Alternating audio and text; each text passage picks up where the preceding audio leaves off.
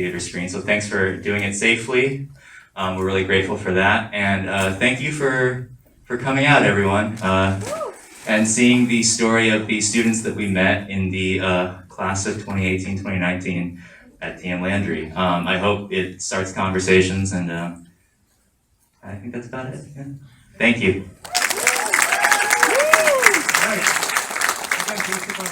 We'd like to introduce some of your cast, some of your crew, sorry. Of course, yeah. Like to join us? Come on in. This is our producers, Jesse and Jason.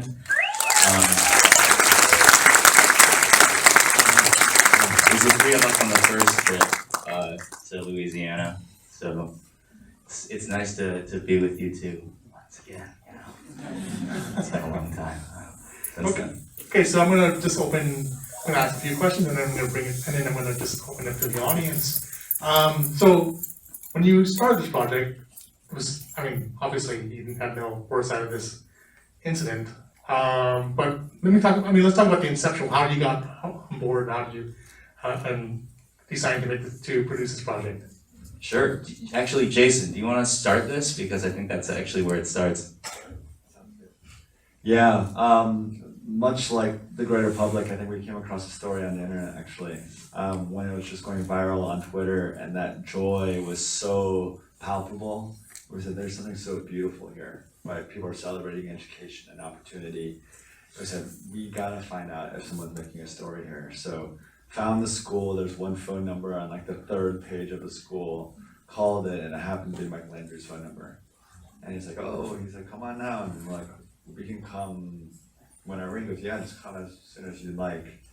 And we said, okay, let's just get a team of folks down there just to see if the school is real and what have you. And that actually ended up being our first trip. We got Dan, who was one of the directors at Jubilee at the time, and Jesse, who I know you guys have worked together before. We said, hey, let's just go and see what it's about. And then we ended up spending our first week there. And then that kind of started the journey, which became a very different journey, as you can kind of see in the film. Yeah. But yeah, that was kind of the genesis of the project. So when you were getting to get to know, the Landrys, the students and whatnot, were you, basically just making these interviews and stuff like that, were there any, you guys were swept up. I think the whole public was swept up by this miracle school and this very different style of education and whatnot. But was there any telltale signs? Were you any weird things happening, or? It's a weird situation. It's in a warehouse, so yeah, you're kind of like, all right, let's come here and let's not. We don't know what the school's doing. Sure. Let's come here with open eyes and be as honest as we can be and say we're interested in following a group of students through their senior year, following the seniors that had just gotten into these viral videos in these great colleges, and so. For us, it was just kind of keeping an open mind and connecting with the students, and sometimes, I think you heard in the film, Adia was a student that said, at first I didn't know if I wanted to talk to you guys because I didn't know how honest I could be, and I know there's a fair amount of friction in the first 3 months. We kept on coming back, and I think after a certain point, Mike Landry, the principal of the school, was kind of like, you guys are asking questions, maybe why are you asking the students if they're not feeling great? And it's like, well, part of being a high school student is you're gonna go through stressful times. It's not always gonna be a fun process, especially if you're staying at 8 p.m. Every night. And so I guess, were there signs? Yes, but I don't think it was our place to judge. I think it was our place to kind of just see what the students were telling us and trying to tell their story as honestly as possible. Mm-hmm. But obviously this New York Times investigation was going on. All the basically the four students that you were, the main four students that you were interviewing were, at least one of them was part of the whistleblower or whatever. So it's just when it drops the New York Times article, and then how far along were you in shooting?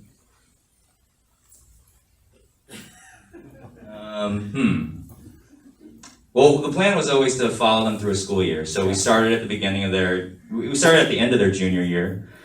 I think that hit, The New York Times. So we started filming in March, I think was our first trip, mid-March. And then the New York Times story dropped at the end of October. And there were a couple of months where we weren't at the school because we had found out some of the kids and the community members reached out to us and told us this was happening. And they are, the New York Times is really great at doing expositions and reporting, and that wasn't, like Dan said, we were really coming in with open eyes and following these kids specifically. And since the New York Times was already working on it, we just backed off and we shelved it. And it wasn't until months after the New York Times story came out, we were invited back by some of the kids and the community members, and they said, this is not the entire story in the New York Times, and we're not going to be defined only by this. And so part of the movie was helping show that that's just like one slice, the New York Times article, and there's kind of a bigger conversation and picture, and we were able to bring it home that way. I mean, like, the original intent was basically because you were inspired by these kind of viral videos and whatnot, but and it drops and whatnot, the investigation, exposes this, and how is you as producer, director, production team, feel like, okay, oh shit, what do we do now? Like, it's like, how do you pivot from there? Like, I mean, documentary filmmaking is basically, you're just following the story in a way, right? And Yeah, Jesse talked about it. We actually, when we found out from the people we had met, they talked about what was outlined in the New York Times before the story came out. before it came out, yeah. Yeah, and we did like put pause on the production. We kind of stopped, and we were working with really understanding and great production partners. We were at Jubilee. We were with this company called Boardwalk and a company called Concordia, and we were kind of like, hey, I think we're gonna stop right now because we're not necessarily interested or equipped to an expose or investigative journalism. We knew that the people in the community were talking to real journalists who were going to get their side of the story out. And so we actually paused our project until, like Jesse was saying, after the article came out and some of the people we had already connected with said, hey, we don't know if the whole story has been told, so we came back. How about questions from the audience? I'm sure there's a lot. Go ahead. Yes. Oh, hi. I figured I'd ask this because this is the LA Asian Pacific Film Festival, because when we talk about college acceptances, there are some Asians and Asian Americans who actually do believe that narrative that elite universities that, are somehow biased against Asians and in favor of lower income disadvantaged, Black students. And so I'm wondering, particularly for your Asian viewers and your Asian American audience members, what do you hope that they can actually understand about, what it's like, what the admissions process is actually like for disadvantaged students, many of whom are Black? Definitely. I think you pointed out kind of something that we were interested in already, which is kind of like the system isn't fair for anyone, I think. I think it's kind of a game to sell yourself. And some of us can sell ourselves to the system in some ways, and some of us can sell ourselves in other ways. But either way, we're selling ourselves. And I think what we might be losing in the process is like an actual education that's about gaining knowledge and learning how to be the best person you can be. So in this race to kind of game the system that you're in, I guess my bigger perspective that I hope people can come away with is, do you want to play this game? Do you want to jump through these hoops? Or is there actual education you can get? And is there actual, solidarity you can have with other people instead of feeling like you have to compete against them? And just want to add,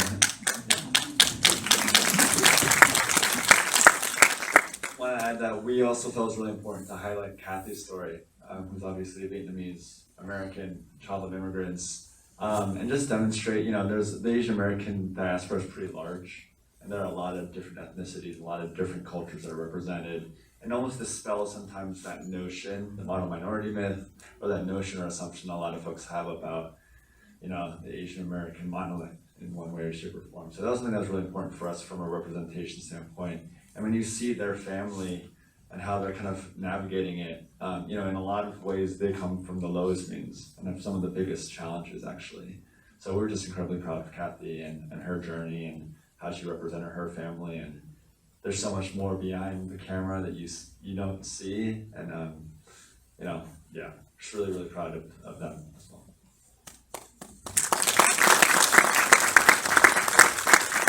Any other questions? Up there, blue shirt? Yeah. How did you choose those 4 seniors, and did you document any other seniors, and why those 4 seniors? In the very beginning, there were 20 students in the rising senior year, and we interviewed all of them. And in the beginning, when we were really deeply ingrained in the school, we spent a lot of time with probably, 10 students, probably 10 to 12, something like that. And then, through the process, it became clear, we had a giant wall that had all the different cue cards of where they were planning on going, where they were hoping to go, what was going on in their life, what could be captivating arcs as we perceived they could be. And slowly the number of students whittled down a little bit. And by the end, we were following, I think, 6 to 8 kids. And even in editorial, we have wonderful editors here today, Jean Ream and Ariel Zakowski. Assisted by Joe Hashimoto here also. And they went through an insane amount of footage. And we have versions of this movie where there are 2 or even 3 other characters. And every time we cut someone, it was heartbreaking. But in the end, it felt like we really needed to go deeper with a few people so that we could really be with them the entire time and feel connected. But every single other student that we followed had an incredible story and would be worth seeing in a film. Unfortunately, we only had 90 minutes. Go ahead. Hi. I have a question more about, I guess, the kind of storytelling aspect of the film. One of the things about kind of documentary filmmaking, I think that's really on display here, is the unpredictability of it. Kind of going down there with a very clear intent and then the exact opposite of that kind of happening. You said that once the New York Times article dropped, you kind of shelved the project. So when you started getting those kind of responses back, like the whole story isn't, kind of what was the conversation like in terms of picking the project back up? Did you have like an idea of how you were going to make a story out of this or complete that story when you had already kind of filmed a little bit of it from the positive perspective? Sure, yeah, happy to explore that. Basically, I think even had none of the New York Times allegations or anything like that happen in the story, it still would have been a very kind of like thing, like an unstable thing that you're just trying to like solidify. So like as Jesse was saying, we have all these cue cards of like, okay, we learned today that this student wants to go here, she has this dream in the future, so like we're tracking that with her. Next time we, film with her, maybe we'll follow on that, maybe she'll tell us something else that will totally take the story in a different direction. So even already we're still just trying to like work organically with, whatever's happening. And then I think, when we found out the allegations before the article came out, we did kind of push pause. I think it wasn't until the article came out, we actually had people calling us being like, are you still doing this? And we're like, well, we hadn't been, but like, we'll think about it. And then we, as Jesse was saying, we were talking to the people that we had met. And after we had talked with them for some time, we were kind of like, hey, we filmed all this stuff with you already. And you've been expressing like there's some frustration with what kind of the conversation is out in the open about the school, about you as students. Would it be helpful? Is there something that we can do? Like maybe it looks like following you through the rest of your school year. As we had initially attended, as you had attended as a senior to follow through with your education, is there something we can kind of tell with just like pushing through your own education and trying to find your own voice and trying to navigate what's right for you? So it really was just a conversation and another conversation and another conversation, always. Just to add to that really quickly, to Jesse and Dan's credit, because they spend the majority of their time in Louisiana, they've just built incredible relationships with these students and these families. So much so that when the New York Times article came out, when they were hitting a lot of these struggles, they would actually be the ones that they'd be calling to talk about some of these issues. So like, the early part of the film, building that relationship was so important. And I know a conversation that we had about going back was, hey, do we feel like first of all, we can do this well, responsibly, right? We know that they're going through a lot of trauma, it's like a really difficult journey. But also, do we have enough folks who are willing to be vulnerable? Because really what they're doing is they're giving us a gift of their story and access. And we saw from Mike Landry and TM Landry how poorly that can go when it's exploited. So that was a big conversation. And then we also had a conversation we tried to have a conversation with Mike about, hey, would he be involved in the second half of the film? Is that something that we would want? So that was all part of it. But I think that, Jesse and Dan just did a fantastic job as far as really loving on these kids and then like having that relationship so that, we could continue to do the film. And then adding on to, documentary filmmaking, when you're trying to figure out the journey of, for their story, not to oversimplify things, and then you have in the third act, you have Operation Varsity Blues just drop in your lap, talk about, talking about, the myth of meritocracy, right? Like, talk about that process when that drops, like aside from the New York Times story, then you have this other big drop. Wow. Just to add on about what you were saying and looping this in also, I feel like there's this solemn responsibility when someone is trusting you with their life and their story. And so a lot of the time we'd ask in the second part, what do you want to share with us? Like, what do you wish that people would ask you about? And when you're in high school, there's a lot of stuff that isn't great that you're dealing with, but anyone who has a more regular high school experience, there's a lot of stuff to get excited about. And when something giant happens in the world, like Varsity Blues, they're talking about it anyways, or you could just say, hey, did you see this? And then let them react to it or have a conversation themselves. Because inevitably, as soon as there's a camera, the room changes. And that was one of the other conversations we had. Like, we had, at that point in time, been trying to be as helpful as possible working through this traumatic experience. Because these kids they were very aware of the media, but no one's ready for a front page New York Times story. And so when we were coming back, it's like, well, are we too close to it now in a way that, we've had some impact by helping them through this weird process. But I think that we realize that anytime there's a camera, it changes the room. When there are bigger cameras, it changes the room. When there are 3 people filming, we try to stay as small as possible, especially in the second half, so that we could try and disappear as much as possible. And one of my favorite parts of this movie, Dan decided to give one of the kids a camera. And the last shot of the movie isn't even us filming. It's just them, alone, in a car, hanging out. And it feels like you're with them. It feels like you're a kid. I think we have time for 1 or 2 more questions. Over there, gray shirt, yeah. At any point prior to the allegations, did any of you question the curriculum that was being taught in school in comparison to a traditional sense? And I ask that because it seems as though, a lot of the graduates are still successful versus when you touched base on the part where the principal was grilling the kids saying you're not enough, this, that, so on and so forth. Before we answer, can I ask you, what did you, when you were watching it? Question the curriculum? Yeah. Like, when did you start questioning it? I asked this question because it didn't seem like you guys touched base on the curriculum specifically. Yeah. But I was curious going in from the start, just because I knew the general idea of the film.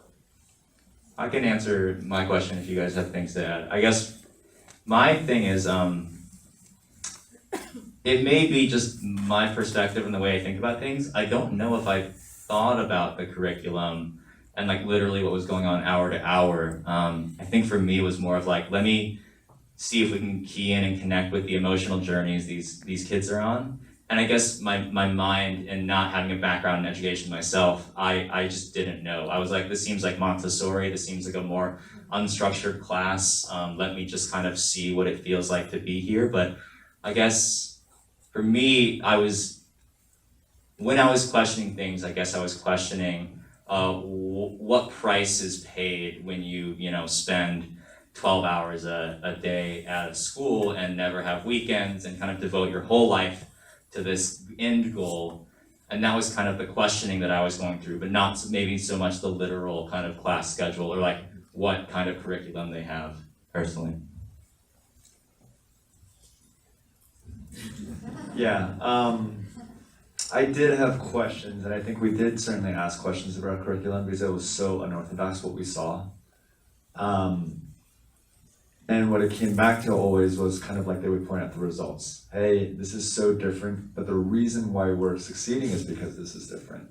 And it was one of those kind of weird things for me personally, where I came from a very like structured, regimented education, but who was I to say at that time, like, no, that's not how you're supposed to teach, when out of the worst school system in the world or in the country, you know, they were sending these kids to great schools. And of course, later we learned that that's not necessarily the full story, right?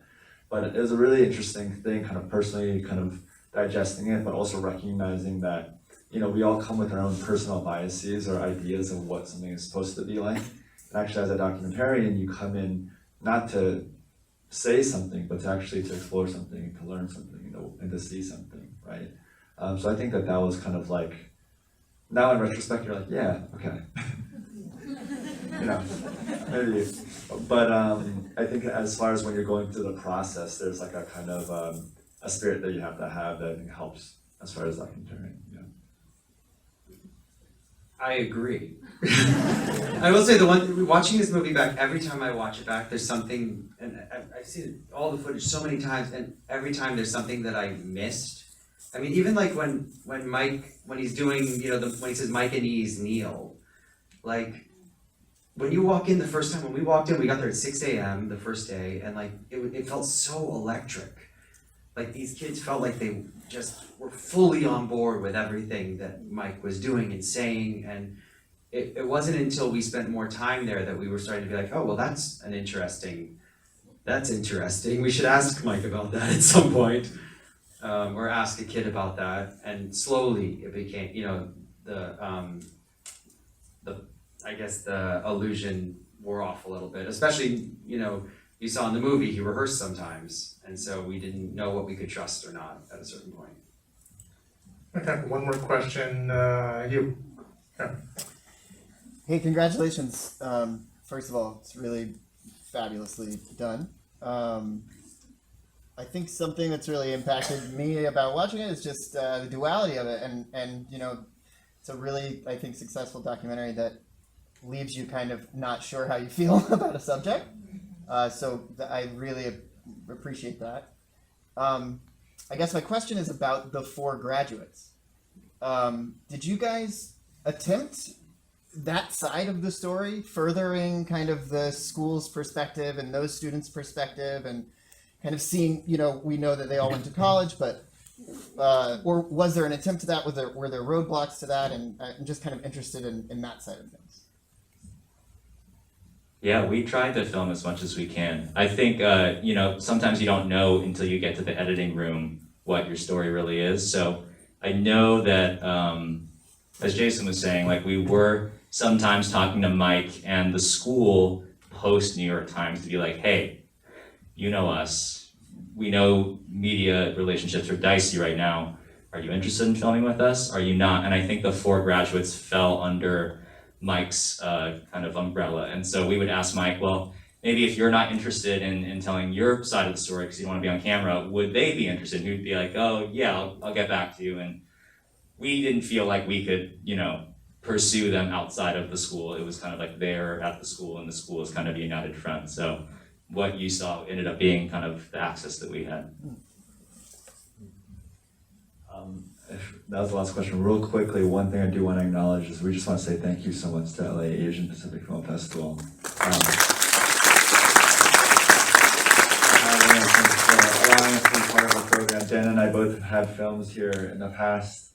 My first documentary was here, one of our shorts was here, so it does feel like this is our home, and this is the first time we're showing on the West Coast, so we're really thrilled just to be here and to be among our peers and among our community, so thank you. Absolutely. As we're wrapping up, I called out a couple of the people we worked with. There are other people here that worked on the film.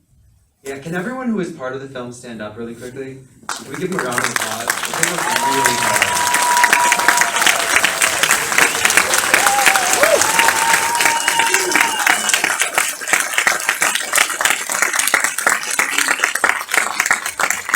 So, I mean, the film is still on the festival circuit.